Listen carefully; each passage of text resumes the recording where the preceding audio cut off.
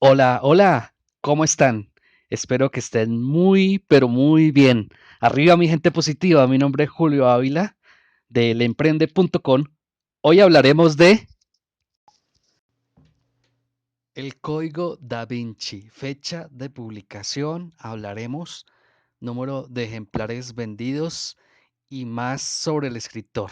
En este mismo video adjunto una entrevista con este prestigioso escritor. Acompáñenme.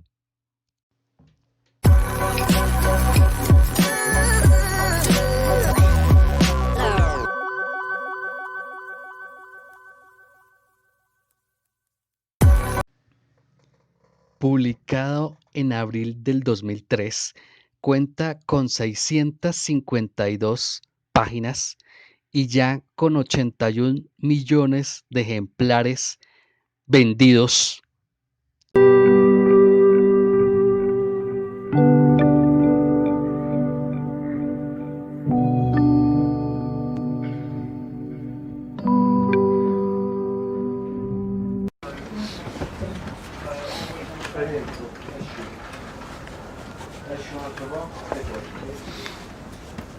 How's it going?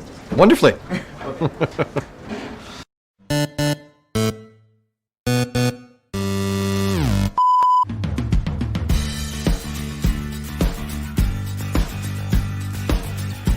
So I will introduce at first in Spanish to the audience, and after that I will perhaps translate to you.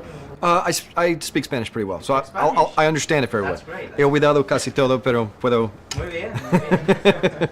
Hey, ¿qué tal, coleccionistas? Bienvenidos a una nueva entrevista del canal. Hoy tengo el honor de estar aquí con Dan Brown. Welcome. Thank you. Él es el autor de El Código Da Vinci, por supuesto, de Ángeles y Demonios y de Inferno. Inferno, you're actually the last book you write, and the last movie it's coming out. How's it going with Inferno? It's been an absolute joy, pleasure, and a whole lot of fun to watch this movie being made. Everybody's really excited about it. It's very fast-paced, like the novel, and there's been a lot of enthusiasm so far from the people who've seen the advanced copies. Well, first of all, let me tell you that it's not easy for me to make this interview, because all the way here I was thinking about, hey, you're going to interview Dan Brown, I mean, one of the most best-selling authors of all time. I really want to know, what's your secret? My secret, I hate to say this, is just hard work. I write 7 days a week. I start at 4 a.m. I'm very critical of my own work. I throw out a lot of it to get the pages that end up going in the book. And I wish I had a secret. People say, well, you have a formula. If I have a formula, somebody tell me, because these books take about 3 years to write. I think it's just hard work, as it is in filmmaking or your business, everything. I really think, in my opinion, that your books talk about some, controversial things. And I want to know if it is hard to you to talk about religion or those kind of things without hurting anyone, or you really don't care. I mean, No, I never want to hurt anyone. I grew up in a household where I was encouraged to ask questions, difficult questions. For when I wrote Da Vinci Code, for example, I was amazed how many people were upset by it. I felt like I'm just asking a question. What does it mean for Christianity if Jesus is not literally the Son of God? What if he's a mortal prophet? And to me, that was a question that was okay to ask. Not true, apparently. So I never want to hurt anyone. I just want to get people thinking and talking.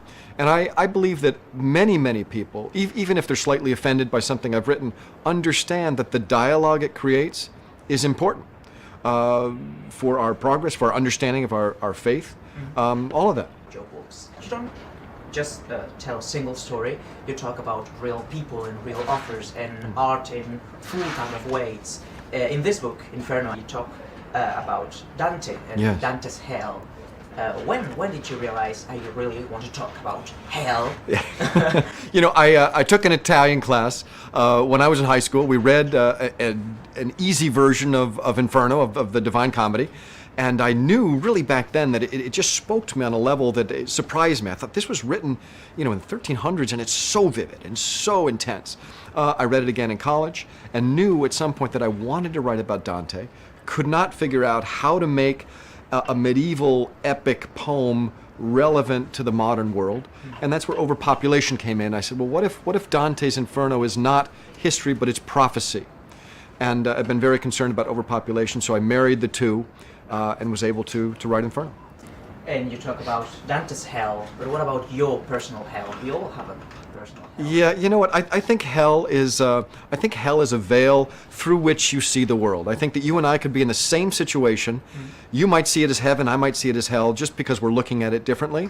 Hell is a construct of our minds, and I think we would all be very well served to see the world through a veil where we realize it's much, much closer to heaven than hell. Okay, so nice to meet you. Nice to meet you as well. Pleasure. Muchas gracias por ver este video. And finally, just a last thing, I always say goodbye to the viewers with a sentence that is larga vida a los libros. Larga vida los libros. Larga vida a los libros. So you want to say it out loud? Larga vida los libros. Thank you so much. Nice to meet you. Nice to meet you as well. ¿Cómo te pareció? Bueno, ¿cierto? Gracias por ver este video. Te lo agradezco mucho. Si requieres un libro, pásate por mi sitio web, déjame un comentario del libro que necesitas y haré todo el esfuerzo por conseguírtelo y te lo hago llegar. Suscríbete a mi canal, me ayudarías mucho. Te recomiendo esta música para que disfrutes de tu lectura. La lectura es un buen hábito que todos debemos adquirir. Mejora tu escritura, te estimula mentalmente, te ayuda a relajarte, no es costoso ni complicado y amplía tu conocimiento. Mínimo, te recomiendo 30 minutos de lectura diaria. Te aseguro cómo cambiará tu vida.